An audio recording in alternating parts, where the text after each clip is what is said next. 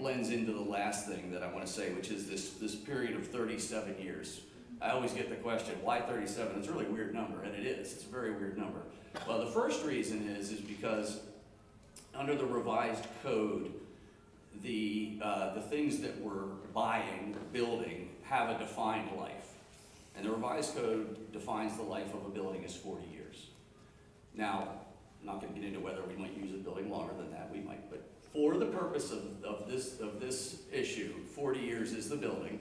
And I used to say for the school board I worked with, if you pick the building up and shook it, everything that falls out has a defined life of 10 years under the revised code.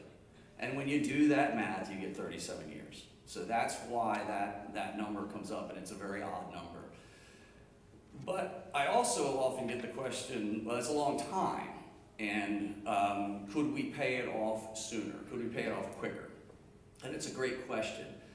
But our strategy is really based in public policy, good public policy. We're talking about building an asset that is going to benefit the residents of this district for 37 years.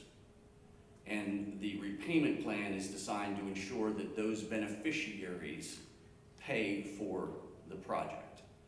We could pay it off much sooner, having all of the current residents pay much higher taxes, so that somebody who moves in later pays nothing. And that's not good public policy. So the repayment period of 37 years is meant to match that useful life of the building and the assets, and also to have an insurance that the people who come in that train that's coming, that new construction, will also pay for the asset that they're going to use. And that's very different than private finance. In our private lives, we're the sole beneficiary and sole payer. We might not want to have any debt at all if we could help it. But in public policy, public finance and public policy, we generally want the users of the asset to pay for the asset. So that's why we do it over 37 years. And